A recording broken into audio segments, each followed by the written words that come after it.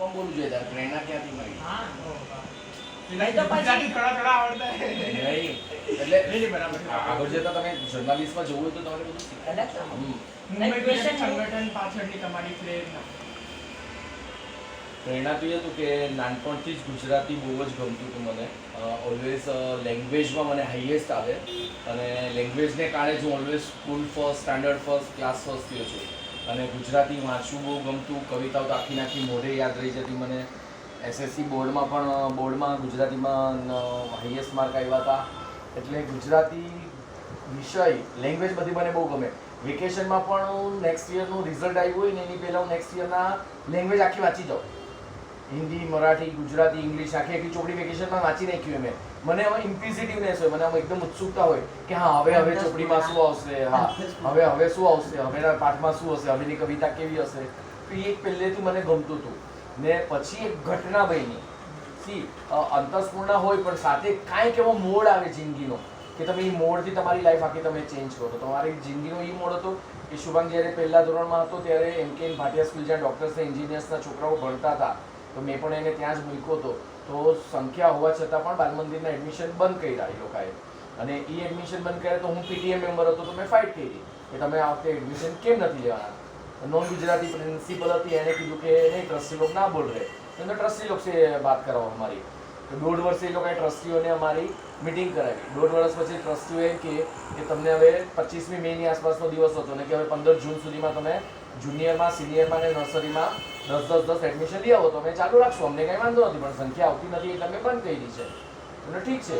પછી 15 દિવસ અમે ગધેડાની જેમ સ્કૂલના બેનર્સ બનાવ્યા, સવારના 6 વાગે ઉઠીને પેમ્પલેટ બધા છાપામાં બાંટ્યા, મંદિરોમાં, દેરાસરોમાં જઈને પેરેન્ટ્સ મિટિંગો કરી, ખૂબ કર્યું.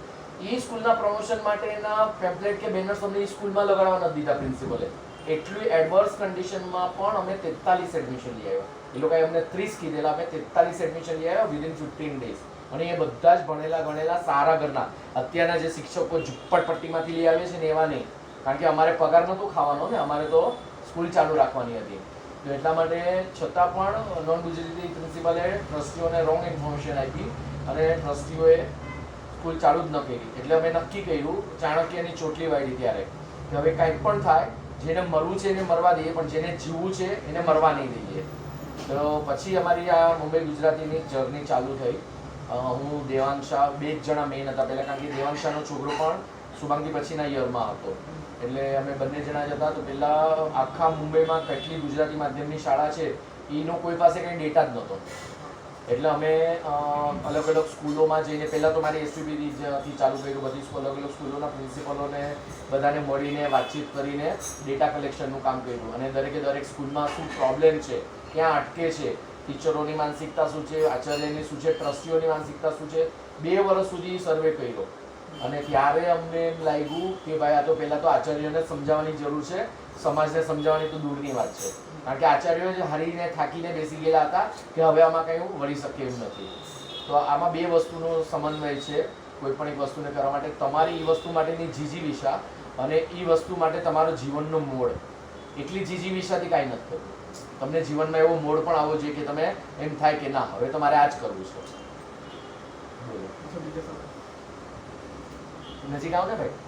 હા એ બરોબર આવે છે, વચમાં કટ કરી નાખજે. બહુ લાંબા વિડીયો છે પછી થોડું ભારે પડશે. પણ એ જ બરોબર રહેશે મારા હિસાબથી. એમને પણ હવે વચ્ચેમાં આ બધું ડિસ્કશન થાય છે, એ આવશે તો એ તો કટ કરવું જ પડશે ને તારે. એ તો થઈ જશે, એનો કાંઈ વાંધો નથી. તો પોસ્ટ કરી નાખજે એવું તો. હા. પોસ્ટ કરતો જજે.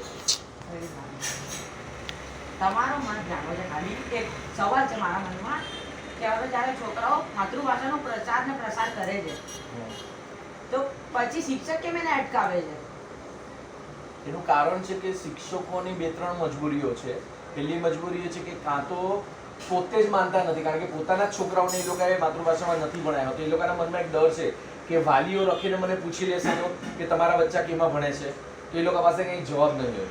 એ જવાબ નથી એટલા માટે એ લોકો પોતે ખુલીને માતૃભાષાનો પ્રચાર નથી કરી શકતા, કારણ કે 7મા વેતન પંચના પગાર તો એમને એમાંથી જ મળે છે પણ પોતાને એમાં નથી જવું. એટલે હું તો ઘણીવાર કહું છું કે કાશ્મીરમાં કેવા અલગાવવાદીઓ છે કે પોતાના છોકરાઓને ફોરેનમાં ભણે અને કાશ્મીરના છોકરાઓને કે પથ્થરમાં.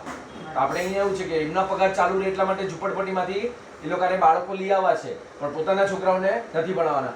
એટલે હું તો એનો મતલબ એમ માનું કે પોતાને જ પોતાના ભણાવવા પર ભરોસો નથી. હા. જો જે શિક્ષકને પોતાના ભણાવવા પર ભરોસો હોત તો પોતાના બાળકને પોતાની સ્કૂલમાં ન ભણાવત. તો અહીંયા ક્યાંક ને ક્યાંક ઈ પણ છે. બીજું છે કે આ ટ્રસ્ટીઓની માનસિકતા એ છે કે ટ્રસ્ટીઓ તરફથી પ્રેશર હોય કે તમારે નવા એડમિશન નહીં લેવાના, એટલે નેચરલ ડેથ દેખાડી શકે કે ભાઈ આ તો કુદરતી મરણ થયું છે, અમારે તો સંખ્યા આવતી નથી, બાકી અમે તો સ્કૂલ ચાલુ રાખવા માંગીએ છીએ પણ સંખ્યા થતી નથી, એટલા માટે અમે સ્કૂલ બંધ કરીએ છીએ. તો આવા એક બે કારણો છે કે જેને કારણે શિક્ષકો જે પોતે નથી કરી શકતા એ બીજાને કરવા નથી દેતા, અને ક્યાંક ને ક્યાંક એવું થાય છે કે ભાઈ ટ્રસ્ટીઓને શું જવાબ દેશું. કારણ કે મેં ઘણી જગ્યાએ સાંભળ્યું છે કે શિક્ષક એમ બોલે છે કે તમે શું કામ પ્રચાર પ્રચાર કરો છો, અત્યારે ત્યાં ગુજરાતી માધ્યમની શાળાઓ જ ક્યાં છે અત્યારે. એટલે શિક્ષકો પોતે જ કન્વિન્સ નથી, એ લોકોને પોતાને જ ખબર નથી, ભલે ત્યાં 70,000 80,000 પગાર ખાય છે પણ એ લોકોના મનમાં જ ઇન્ફિરિયોરિટી કોમ્પ્લેક્સ છે કે અમને અંગ્રેજી નથી આવડતું, અમે કાંઈ. અને ઘણા બધા શિક્ષકો બાય ડિફોલ્ટ બન્યા હોય છે શિક્ષક. મનથી શિક્ષક બનવું છે એમ બનવાવાળા 10% જ છે. જેને બીજે ક્યાંય નોકરી ન મળી હોય ને એ શિક્ષક બનીને બેસી ગયો હોય, તો એ લોકોના મનમાં એવો પ્રેમ ન હોય કે મારે શાળા બચાવી છે, મારી માતૃભાષા બચાવી છે. તો એના માટે એ પણ એક રીઝન હોઈ શકે. જે મનથી શિક્ષક હોય ને એ ક્યારે થાકે નહીં, ક્યારે હારે નહીં.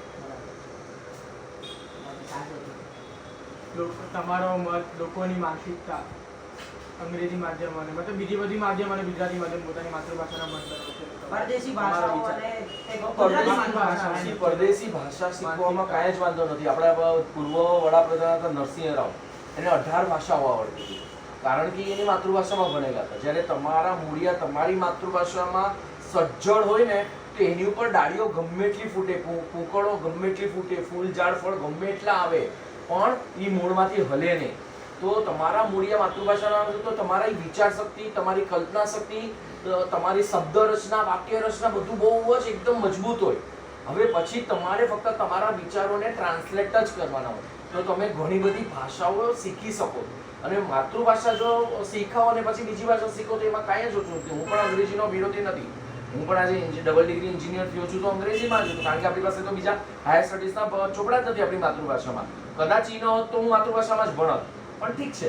પણ અંગ્રેજી આવડવું જોઈએ, પણ અંગ્રેજી જ આવડવું જોઈએ એ અહીંયા ખોટું છે.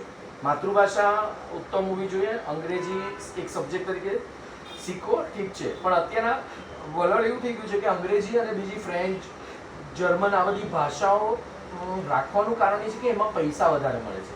એકચ્યુઅલમાં એજ્યુકેશનને આ લોકોએ ધંધો બનાવી દીધો છે, અને આ ધંધાદારી રીતે જ્યારે જોવામાં આવે છે ને ત્યારે બધું જ કાઉન્ટિંગ, કેલ્ક્યુલેશન પૈસાની દ્રષ્ટિએ થાય છે. સમાજની દ્રષ્ટિએ, સંસ્કારોની દ્રષ્ટિએ, બાળકના ઉત્થાનની દ્રષ્ટિએ થતું જ નથી. તો પૈસો જ્યાં આવે ને ત્યાં બધું જ પછી ઉલટી ગંગા વહેવા માંડે.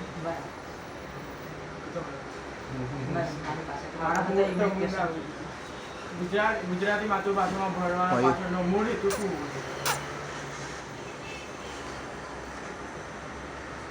મૂળ હેતુ એ છે કે સૌથી પહેલી માના ઘરની ભાષા એ છે. તમારે શીખવી નથી પડતી, તમારી અંદર વણાયેલી છે. તમે જોઈને શીખો છો. તમારા ઘરનું વાતાવરણ એ છે તો તમે સાંભળીને શીખો છો. તો તમારે ગ્રામર ગુજરાતીમાં લખી શીખવું નથી પડે. હું તને તું આવી એમ નથી કહેતો, પરંતુ આવ્યું એમ જ કહે છે. તો ગ્રામર મારે શીખવું નથી પડતું. અને તમારી પાસે તમે જ્યારે સમજણા થાવ ત્યાં સુધીમાં તમારી પાસે 1000, 2000, 3000 શબ્દોનું શબ્દ ભંડોળ હોય છે જે તમે સાંભળેલું હોય છે. તો આ બધી વસ્તુને કારણે માતૃભાષામાં ભણવું ખૂબ જ સરળ થઈ પડે છે, અને એ સરળતા તમને આગળ ભણવામાં ઉપયોગી થાય છે, કારણ કે તમારી કલ્પના શક્તિ ખીલી નાખી. તમારી પાસે તમારે કંઈક બોલવું હોય, તમારે કંઈક વ્યક્ત કરવું હોય તો તમારી પાસે શબ્દ ભંડોળ ન હોય તો તમે વ્યક્ત કેવી રીતના કરી શકો? હવે આપણી પાસે અલગ અલગ સ્વભાવના, અલગ અલગ વિચારોના, અલગ અલગ હાવભાવના આપણી પાસે ઘણા બધા શબ્દો છે, પણ આપણી પાસે એ એક્સપ્રેશન્સના અંગ્રેજીમાં શબ્દો જ નથી. આપણને ખબર નથી, હશે કદાચ, પણ આપણને ખબર નથી. તો ત્યારે તમે કદાચ વાક્યનો અર્થનું અનર્થ પણ કરી શકો, વાક્ય સમજી પણ ન શકો, અને કદાચ તમે શું સામેવાળાને સમજાવવા માંગો છો એ કહી પણ ન શકો. તો ત્યાં તમે ઊણા ઉતરો છો. આ બધી વસ્તુ તો ઘરે પણ શીખી શકે છે. અંગ્રેજી માધ્યમમાં ભણીને પણ ગુજરાતી શીખી શકે છે લોકો. તારે ઇતિહાસ ભૂગોળ શા માટે અંગ્રેજીમાં શીખવું છે? તારે શિવાજીને અંગ્રેજીમાં શા માટે શીખવું છે? તારે જ્યોગ્રાફી છે, ઇન્ડિયાનો મેપ છે કે આપણી દરિયા ને નદીઓ ને પહાડો ને એના વિશેની માહિતી તારે અંગ્રેજીમાં શીખીને તારું શું એવું નોલેજ વધવાનું છે? સી અંગ્રેજી એઝ એ લેંગ્વેજ શીખવાની હું તો કહું છું કે મેથ્સ અને સાયન્સ જેવા લોજિકલ સબ્જેક્ટ જિંદગીમાં ન કરાય. હું આજે એડમિટ કરું છું, મેં ઘણીવાર ઓપન મંચથી એડમિટ કર્યું છે કે શુભાંગનું મેથ્સ અને સાયન્સ અંગ્રેજીમાં હતું એ મારી મોટામાં મોટી ભૂલ હતી. કારણ કે ત્યારે મને પણ નથી ખબર, ત્યારે હું પણ એટલો ડીપમાં નહોતો ગયો. મારે ગુજરાતીમાં ભણાવવું હતું પણ ત્યારે એમ હતું કે હા એકેન ભાટીમાં ડોક્ટર્સ ને એન્જિનિયર્સના છોકરા ભણે છે તો આ એ બેસ્ટ સ્કૂલ છે. અને ત્યારે મુંબઈની બેસ્ટ સ્કૂલ પણ એ જ ગણાતી હતી, પ્રાઇવેટ સ્કૂલ હતી પાછી. એટલે તો ત્યારે મેં મૂકી દીધું. પણ પછી મને સમયાંતરે ખબર પડી કે શુભાંગનું મેથ્સ અને સાયન્સ બંને કાચા છે. કારણ કે લોજિકલ સબ્જેક્ટ હંમેશા પોતાની માતૃભાષામાં ભણવા જોઈએ. જ્યારે તો અત્યારના ઘડિયા બોલીશ ને તો 6 6 36 તારામાં ઈ અલંકારિક વર્ણાનુપ્રાસ શબ્દો તારામાં એક ગીતના સ્વરૂપમાં બેસી જાય. જ્યારે ઈ શિક્ષા કાંઈ બેસે જ નહીં. બરોબર? 9 8 72 જ આવે, 9 9 81 જ આવે, 12 8 96. હા ઈ જ આવે. સમજ્યા? તો આ બધું વણાયેલું છે. હવે સાયન્સનું જ એક એક્ઝામ્પલ આપું કે the law of rigidity, what it says, without any external support the things or a matter remains in the static position if it is in a static position and remains in a moving position if it is in a moving position. બરોબર છે?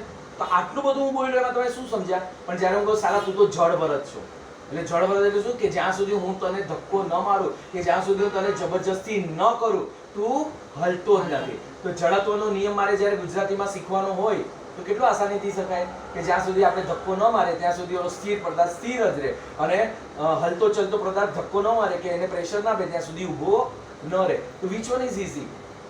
The definition you mug up in English is easy or હું તને જડ ભરત કહીને શીખવાડું એ easy છે. તો આ logical thinking તમારી વિજ્ઞાનમાં સૌથી સારી બેસે. એટલે મારી જિંદગીનો સૌથી હું એમ કહું કે મારો ખોટો નિર્ણય કે મારા છોકરાને મેં મેથ્સ સાયન્સ ઇંગ્લિશમાં કરાવ્યું, મારો સૌથી ખોટો નિર્ણય. અને મને એનો પસ્તાવો છે. હજી પણ વાલીઓને વિનંતી કરીશ કે ગમે તે કરો પણ ગુજરાતીમાં જ ભણાવો અને મેથ્સ અને સાયન્સ તો ગુજરાતીમાં જ માતૃભાષામાં જ ભણાવવા જોઈએ. હજી એક સવાલ આવે કે જેમ જ્યારે કોઈ પ્રચાર કરતો હોય ને માતૃભાષાનો તો એમાં છે ને પછી અમુક કે છે જેમ હવે સમજો એક સવાલ એમાં આવ્યો કે માતૃભાષામાં ભણાવવાથી સુસંસ્કૃત થાય તો પછી ત્યારે છે ને બીજા શું અંગ્રેજી માધ્યમમાંથી ભણેલા હોય ને ગુજરાતી એ લોકો શું કે ખબર એવું નથી અમે અંગ્રેજી માધ્યમમાંથી ભણ્યા તો જે ગુજરાતી માધ્યમમાં પણ આવતું એ પણ અમે અંગ્રેજી માધ્યમ એમ સુસંસ્કૃત આ છે ને આ છે ને મેટર કરે છે તમારા ફેમિલી બેકગ્રાઉન્ડ પર, તમારા પોતાના પર. સી એજ્યુકેશનના કોર્સ અને સિલેબસ પોઈન્ટ ઓફ વ્યૂ જઈએ ને તો ઇઝ 110% રાઈટ કે તમે માતૃભાષામાં ભણો તો સંસ્કારો સાથે સંસ્કૃતિ સાથે જ ભણો. કારણ કે આપણા સિલેબસમાં જે સંસ્કારો સંસ્કૃતિ ભણાયેલા છે એ અંગ્રેજી ભાષામાં અંગ્રેજોના સંસ્કાર સંસ્કૃતિ ભણાયેલા છે. આપણા ભારતના સંસ્કાર સંસ્કૃતિ ભણાયેલા નથી. તો આપણા સંસ્કાર અને સંસ્કૃતિ આપણને જોઈતા હોય તો આપણે આપણી માતૃભાષામાં જ ભણવું જોઈએ. અને હવે જે એમ કહે છે કે અંગ્રેજી માધ્યમમાં ભણીને પણ સારા સંસ્કાર દઈ શકે એ ડિપેન્ડ્સ કે એના મા બાપે કેટલી કેર કરી છે એ પલોટવામાં, એમને એ સંસ્કારો આપવામાં. પણ અત્યારના જે સંસ્કારો દેખાઈ રહ્યા છે, અત્યારની જે યુવા પેઢી દેખાય છે કે 90% કે 95% યુવા પેઢી અત્યારના અંગ્રેજી માધ્યમમાં ભણેલી છે અને અત્યારનો જે માહોલ છે એના પરથી કોણ એમ કહે છે કે અંગ્રેજી માધ્યમમાં ભણીને સુસંસ્કૃત બનો છો? કારણ કે અત્યારે તો યુવા પેઢીના આચાર વિચારથી અને વર્તનથી તો બધા નાખુશ જ છે. બધા એમ જ કહે છે કે આજની યુવા પેઢી માનતી નથી, આજની યુવા પેઢી સ્વચ્છંદી છે, આજની યુવા પેઢીને કંઈ કહી શકાય એમ નથી, આજની યુવા પેઢી સ્વાર્થી છે, આજની યુવા પેઢીને પોતાનું મનગમતું જ કરવું છે, આજની યુવા પેઢી ખોટા માર્ગે જાય જલ્દી સરી જાય છે. તો આ બધું આપણે જ કહીએ છીએ તો એ બધાનું રીઝન તો શોધો કે આ બધાનું રીઝન શું છે.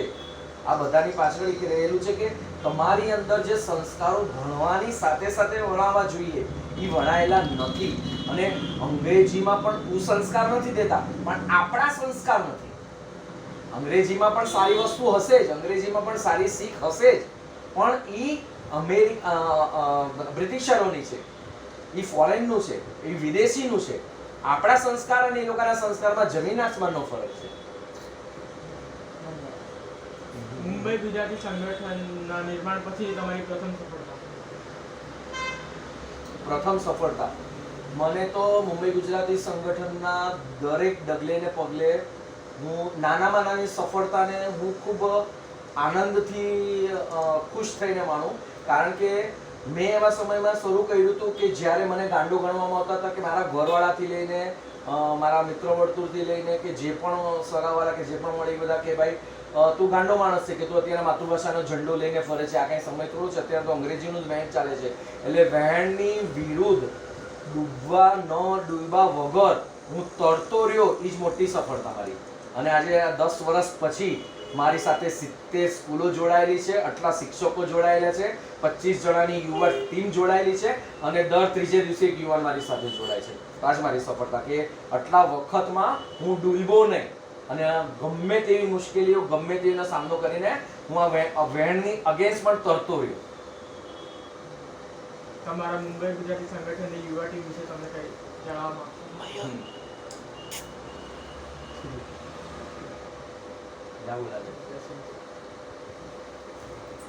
મુંબઈ ગુજરાતી સંગઠન 10 વર્ષ 11 વર્ષ પહેલા શરૂ થયું.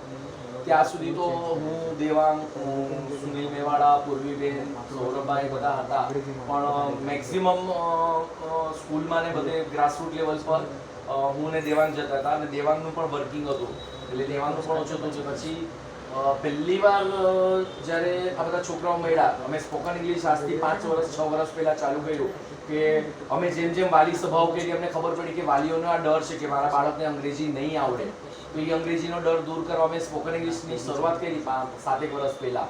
તો ત્યારે જ્યારથી અમે 3-3, 4-4 સ્કૂલોમાં સ્પોકન ઇંગ્લિશ માટે જતા ગયા એમ એ બાળકો અમારા કન્ટિન્યુઅસ ટચમાં હતા અને અમારી સાથેનું એટેચમેન્ટ વધતું ગયું. અહીંયા સરદાર વલ્લભભાઈ પટેલ સ્કૂલ તો મારી સ્કૂલ કે ગમે ત્યારે સ્કૂલમાં જાઓ કરું એટલે ત્યાંના હોસ્ટેલના છોકરા, ત્યાંના સ્પોકન ઇંગ્લિશમાં આવતા છોકરા સાથેનું અમારું એટેચમેન્ટ એટલું બધું વધતું ગયું કે એક સમય એવો આવ્યો કે એસએસસી પછી છોકરાઓ સામેથી ફરમાઈશ મૂકી કે અમારે તમારી સાથે જોડાવવું છે. અને સૌથી પહેલું એ કે કરણ જ્યારે એમકેએન ભાટિયામાં હતો, એસએસસીમાં હતો, ત્યારે એ લોકોના એન્યુઅલ ડેમાં હું ચીફ ગેસ્ટ તરીકે ગયો હતો અને ત્યારની મારી સ્પીચ સાંભળીને કરણે ત્યારે ને ત્યારે નક્કી કર્યું કે મારે મુંબઈ ગુજરાતી સંગઠનમાં જોડાવવું છે. અને ત્યારે મેં એને કીધું કે ના દીકરા, એસએસસી તારી પતી જાય ને પછી તું આવજે, પછી તને જોડાવા દઈશ. અને એસએસસી એની પૈતી એ જ દિવસે એને કલ્પનાબેન દવે પાસેથી નંબર લીધો અને એ દિવસે મને ઘરે મળવા આવ્યો કે મારે મુંબઈ ગુજરાતી સંગઠનમાં જોડાવાનું છે. એટલે ઓફિશિયલી કહીને જોડાવાવાળો કરણ નિગાંધી પહેલા, પણ નો ડાઉટ મીરા છે, મયુર છે, કીર્તિદા છે, પાર્થ છે, આ બધા જ અમારી સાથે એટેચ હતા. એટલે મારી સાથે ઇમોશનલી કે જોડાયેલા હતા, પણ એક યુવા ટીમ તરીકેનું જે એક વિઝન હતું ને એવું વિઝન નહોતું વિચાર્યું. પછી કરણના આવ્યા પછી આ બધાને ધીરે ધીરે ભેગા કરીને યુવા ટીમ થતી ગઈ અને જેમ જેમ જે સ્કૂલોમાં હું જતો ગયો એમ સ્કૂલોમાં યુવા ટીમનાને સાથે લેતો ગયો ને એ યુવા ટીમને ઇન્ટ્રોડ્યુસ કરતો ગયો. જ્યારે તમારી પાસે કોઈક સારી વસ્તુ હોય એને તમે દુનિયાને દેખાડો તો બીજા બધા પણ એ સારી વસ્તુ તરફ આકર્ષાઈને જોડાય. તો આ છેલ્લા 2 વર્ષમાં લગભગ બધા જ પ્રોગ્રામમાં, ઇનામ વિતરણમાં બધામાં મેં યુવા ટીમને આગળ કરી. દરેક જગ્યાએ મેં યુવા ટીમના હાથમાં બધો સપોર્ટ આપ્યો. આજે જીનેશ ચુડાસમા છે કે હજી તો મને એક પણ વાર મળ્યો નહોતો, હું પહેલી વાર રત્ન ચિંતામણીમાં એને ઇનામ દેવા ગયો હતો અને એ યુવા ટીમમાં છે કરીને એના હાથે મેં ઇનામ દેવડાવડાવ્યું. તો એના માટે શોકિંગ હતું કે આ હજી તો મને ઇનામ આપે છે, મને પહેલી વાર ભાવેશભાઈ મળે છે, પણ હું યુવા ટીમનો છું એટલે મારા હાથે ઇનામ દેવડાવે છે. તો આ જે બિલોંગિંગનેસ આવે છે ને એ બિલોંગિંગનેસને કારણે બધા જ એટલા આત્મીયતાથી જોડાયેલા રહે છે. અને હવે યુવા ટીમનું નામ એટલું બધું ફેમસ કરી નાખ્યું છે કે બીજા બધાને પણ હવે અત્યારે આપણે દરેક ફંક્શનમાં યુવા ટીમના વિડીયો મૂકીએ છીએ, યુવા ટીમના વિચારો મૂકીએ છીએ, યુટ્યુબ પર એ લોકોના નામ સાથે બધું આવે છે, તો છાપામાં ફોટામાં નામ સાથે બધું આવે છે. તો બીજા બધાને પણ એમ થાય છે કે ના, અમે પણ ઘણા બધાના મનમાં ઘણું બધું ધરબાયેલું હોય છે, એને એક રસ્તો નથી મળતો, એને એક પ્લેટફોર્મ નથી મળતું. તો મુંબઈ ગુજરાતી સંગઠને આ પ્લેટફોર્મ અલગ અલગ શાળાઓના, કોલેજના વિદ્યાર્થીઓને આપવાનું કાર્ય કર્યું છે. તમારી યુવા ટીમનો કાંઈ પ્લસ પોઈન્ટ? મારી યુવા ટીમના બધા પ્લસ પોઈન્ટ છે એટલે મારી સાથે છે. યુવા ટીમના દરેક પાસે કંઈક ને કંઈક પોતાની એક ખાસિયત છે અને એટલે જ બધા અલગ અલગ ખાસિયતથી મારા અલગ અલગ રીતે બધા બહુ કરી છે. હવે મારું કામ એ છે કે મારે બધાની ખાસિયત એકબીજામાં વણવાની છે, એને બધાને વર્સેટાઇલ જીનિયસ મારે બનાવવાના છે. જેમ કે કરણ દરજી કરીને એક છોકરો છે, ખૂબ જલ્દી ડરી જાય, ઘડી ઘડી સોરી સોરી સોરી સોરી બોલી રાખે. તો મારે એને કેવું છે કે ના, મયુર જેવો શાંત ધીરજવાન વિચાર કરીને થા, એમ જલ્દી ગભરાઈ નહીં જવાનું અને ઘડી ઘડી કોઈને સોરી નહીં કહેવાનું. તો આ દરેકમાં કંઈક ને કંઈક એબિલિટી છે, પણ એ એટલો ઇમોશનલ છે, એનું પોતાનું વિચાર શક્તિ બહુ જબરજસ્ત છે, ક્રિએટિવ માઇન્ડ છે, તો એના પણ એ બધા પ્લસ પોઈન્ટ છે. તેમ દરેકે દરેક યુવાનો જે બહુ ક્લિયર છે કે યુવાનોમાં મેં કાંઈ ન જોયું હોય તો કદાચ યુવા ટીમમાં જોડાય જ નથી. તો કાંઈક ને કાંઈક એવું છે કે જે સ્પાર્ક કર્યું હોય અને આજે યુવાનોમાં યુવા ટીમમાં જોડાયા છે. બસ લાસ્ટ સવાલ મે બી અરે ના યાર બોલ ને. એટલે મારા તરફથી જો પછી આવ્યો તો કહીશ. કયું માધ્યમ વાલીઓને પ્રેરિત કરે કે તમારા બાળકોને તમે માતૃભાષાની શાળામાં મોકલો, જેમ કે શિક્ષણ? વાલીઓ માટે શું હોય? જો અત્યાર સુધીનો રીઝન એ છે કે વાલીઓ માટે પોતે જે અત્યારના દશામાં છે, પોતે જે કન્ડિશનમાં છે, એમાંથી બહાર આવવા જોઈએ. અને બધાને બહાર આવવાનો માર્ગ અંગ્રેજી કાં તો હાયર એજ્યુકેશન જ દેખાય છે. બરોબર છે? તો વાલીઓનો જે પોતાની જે કન્ડિશન પોતે જે ભોગવ્યું છે એમાં એ વિચારતા નથી કે ક્યાંક ને ક્યાંક પોતે ભણવામાં પાછળ રહે, એમાં પોતાનો માઇનસ પોઈન્ટ છે. અને એ લોકોની ભૂલ છે કે એ માતૃભાષાને જવાબદાર ગણે છે. કારણ કે એ લોકો ભણતા હશે ત્યારે એ લોકોના ક્લાસમાંથી ડોક્ટર ને એન્જિનિયર બન્યા જ હશે. તો એક જ ક્લાસમાં એક જ શિક્ષક પાસે ભણેલા જો ડોક્ટર ને એન્જિનિયર બની શકે ને તમે ન બન્યા, તો ક્યાંક ને ક્યાંક તમારો વાંક હતો. વાલીઓ સમાજ આ સ્વીકારવા તૈયાર જ નથી કે અમે પાછળ રહી ગયા તો અમારા કારણે રહી ગયા, નહીં કે માતૃભાષાને કારણે. તો આ સમજણ જ્યાં સુધી વાલીઓમાં નહીં આવે અને જે દોડ છે કે નહીં સક્સેસ એટલે અંગ્રેજી, ફાકડું અંગ્રેજી એટલે સારી નોકરી, વધારે પૈસા, આ જે ખોટક છે. અત્યારે કેટલા બધા અંગ્રેજી માધ્યમમાં ભણેલા કદાચ સારું અંગ્રેજી પણ નથી બોલી શકતા, સારી જોબ પર પણ નથી કે સારો ધંધો પણ નથી કરી શકતા. તો હવે કોને દોષ દેશે એ લોકો? તો હવે આ ચક્ર પાછું પલટાશે. આ ચક્ર ધીરે ધીરે પલટાશે. આમ પણ કીધું છે જ્યારે કાળનું ચક્ર પરિવર્તન થાય છે, સતયુગ, દ્વાપરયુગ, ત્રેતાયુગ ને કલયુગ આવીને પાછી સતયુગ આવવાનું હોય, જેમ mechanical engineer, electrical engineer, civil engineer, digital engineer ને ઇલેક્ટ્રોનિક્સ એન્જિનિયર હતી, પાછું મેકેનિકલ એન્જિનિયર પર આવ્યું મારા વખતે. તો 10 વર્ષથી પાછું મેકેનિકલ એન્જિનિયર મારા વખતે બોલબાલા હતી. હવે અત્યારના પાછું કોમ્પ્યુટર એન્જિનિયરની બોલબાલા હતી. તો આ બધું ચક્ર છે. આ ચક્ર પાછું રિવર્સ થાય છે કે જેમ એકતા કપૂરની પહેલાની 10 વર્ષ પહેલાની સિરિયલમાં મીણી મીની ને એવા જ અડધા કપડાવાળી સિરિયલો ચગેલી હતી. એની પછી એક ટ્રેન્ડ આવ્યો કે સાસવી કભી બહુથીમાં સાડીઓનો ટ્રેન્ડ આવ્યો. તો આજે 10 વર્ષ પછી આજની તમે બધી જ સિરિયલ જોજો, બધી જ સિરિયલોમાં સાડીઓ હશે. તો આ 10 વર્ષ પછી પાછો ટ્રેન્ડ આવ્યો હોય તો આ માતૃભાષાનો ટ્રેન્ડ આવશે. ને નસીબની વાત એ છે કે આપણા ગવર્મેન્ટની એટલે કે આપણી જે સરકાર છે એ સરકાર એવી છે કે જે આપણી સંસ્કારો, સંસ્કૃતિ અને ભારતની ધરોહરને જાળવી રાખવાવાળી સરકાર છે. અને એટલા માટે જ માતૃભાષામાં ભણતર પર ભાર દે છે અને એનો લાભ લેવો જોઈએ. તમારા આગળના 5 વર્ષમાં શું શું કરવાનું છે? તમારે તમારા દ્રષ્ટિ પ્રમાણે તમારી યુવા ટીમનું વર્ક શું હોવું જોઈએ આગળના ભવિષ્યના 5 વર્ષમાં? મને યુવા ટીમનું તો ખબર નથી, કારણ કે હું મારી જાતે મારી યુવા ટીમથી અલગ ભણતો જ નહોતો. એટલે હું પણ યુવાન જ છું. તો હું અને મારી યુવા ટીમ જે પણ કરશું સાથે જ કરશું. એવું નથી કે હું ઓર્ડર આપીશ ને મારી યુવા ટીમ કરશે. તો યુવા ટીમ અને ભાવેશ મહેતા એક જ છે. યુવા ટીમ ને ભાવેશ મહેતા અલગ છે જ નહીં, પહેલાં તો એ તમને કહી દઉં. એટલે હું જે કરીશ યુવા ટીમ સાથે મળીને જ કરીશ. તો ઉપરવાળાની મહેરબાની છે કે ક્યારેક ને ક્યારેક ક્યાંક ને ક્યાંક રાતના ભગવાન પોતાના મનમાં મારા મગજમાં બેસાડી દેશે અને કંઈક નવા સૂચનો આવી જાય છે અને નવું કંઈક કરી નાખીએ છીએ અમે. બાકી રીઝન એ છે કે સાચી જાગૃતિ યુવાનોના મોઢેથી બોલાવડાવીએ.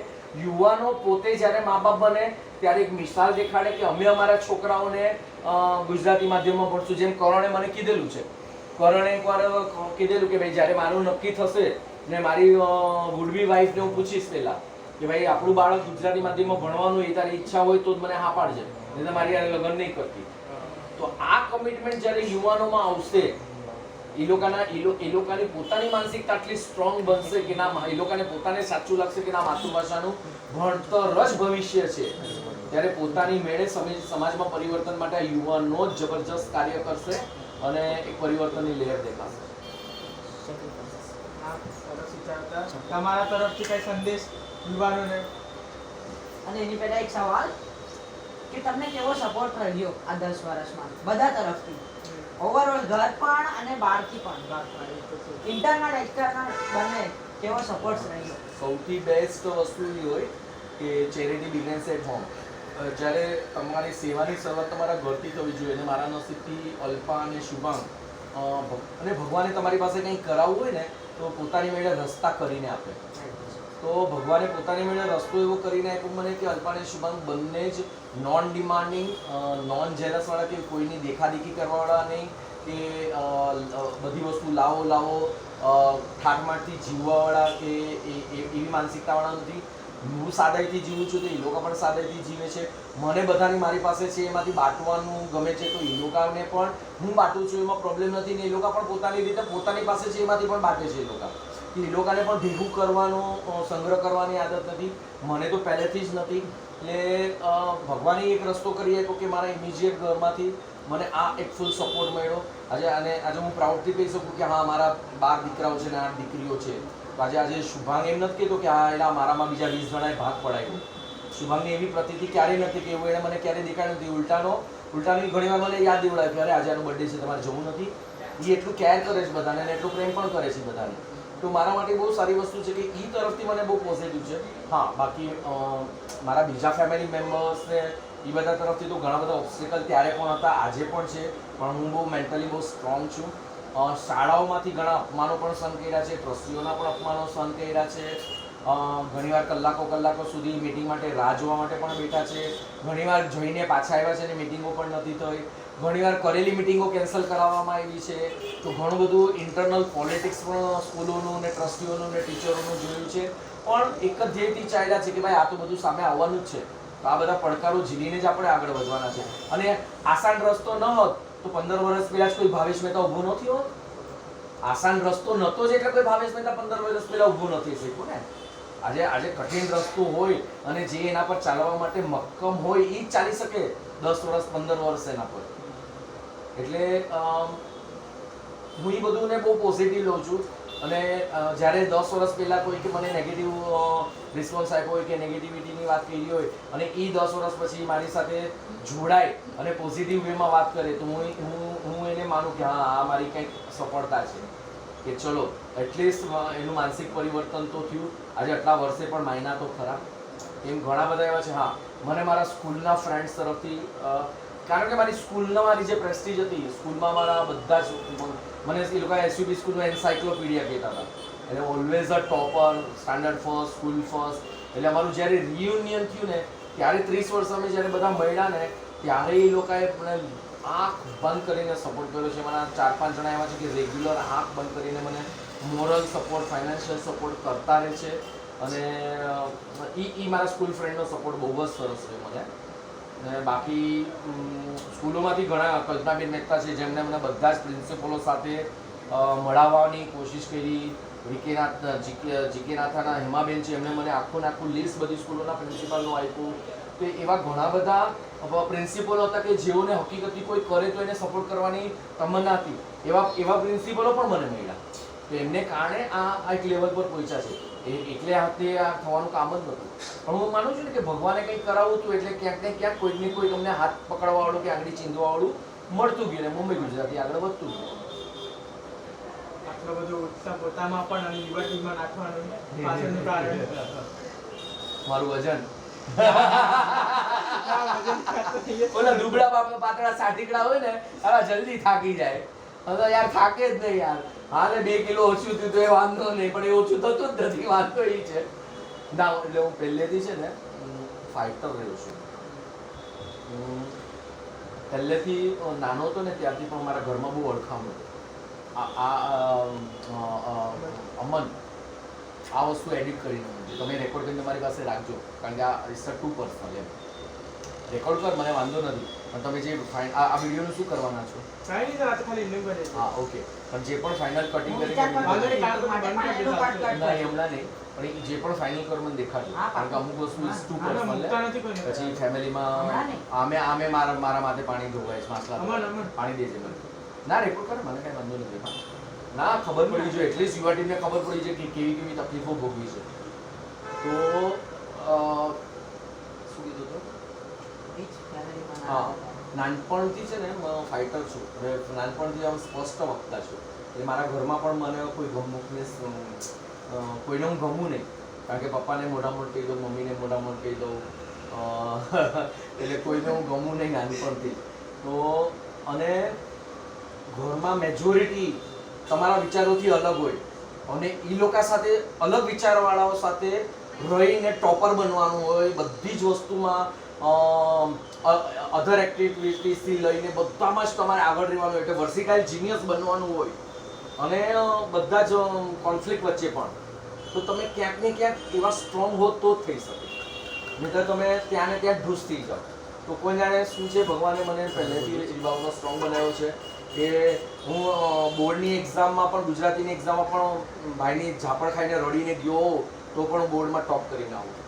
કારણ કે મારું કોન્સન્ટ્રેશન છે કે હું જે કામ હાથમાં લઉં ત્યાં મારું 100% હોય. એની 2 સેકન્ડ પહેલાં શું થયું હોય ને મારા માટે ન હોય. એટલે તમે બધાએ પણ માર્ક કર્યો હશે કે ગમે તેટલું ડિસ્ટર્બ હશે પણ મારે જ્યારે મારું કામ ચાલુ થઈ જાય ત્યાં મારું 100% પરફેક્શન સાથેનું કામ કરી શકું છું. અને હું એ જ આદત તમારા બધામાં નાખવા માંગુ છું. ઘણી બધી વાર અમુક માણસો ડિસ્ટ્રેક્ટ થઈ જતા હોય ને, અને કહું છું કે ભાઈ અમુક અત્યારના જે કામ છે એના પર ધ્યાન દો. આ ઘણી બધી વસ્તુ છે કે જે મને સમયાંતરે કાળાંતરે ઘણું બધું ભોગવીને મેં ઊભી કરી છે. એ તમને કદાચ આસાનીથી મળે તો બહુ સારું જ છે ને. એટલે આટલા વર્ષે ભાવેશ મહેતા વગર તો હું માનું કે 5 વર્ષમાં તો 25 ભાવેશ મહેતા ઊભા થઈ જાય તો કેટલું આસાન થઈ જાય.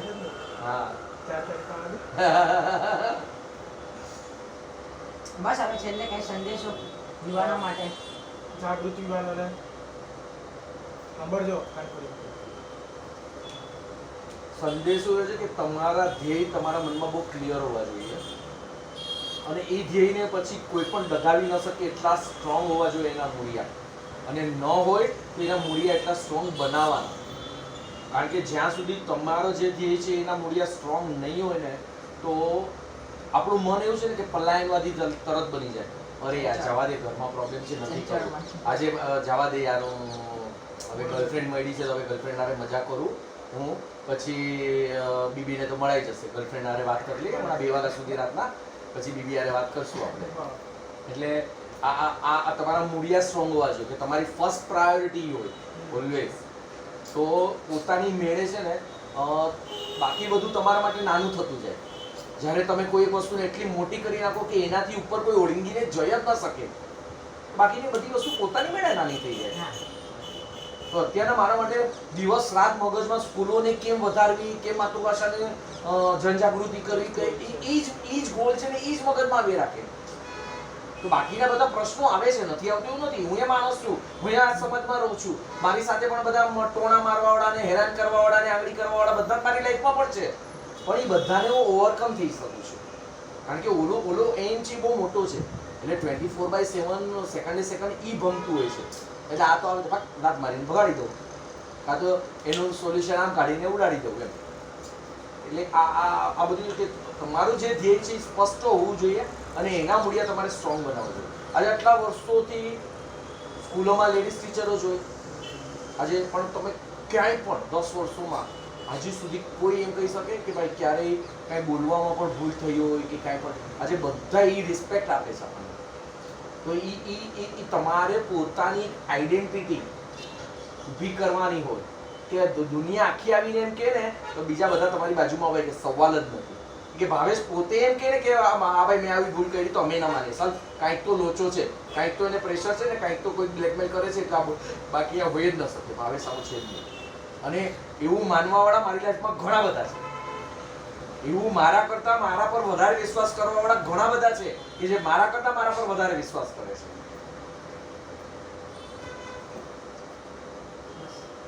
Finally complete.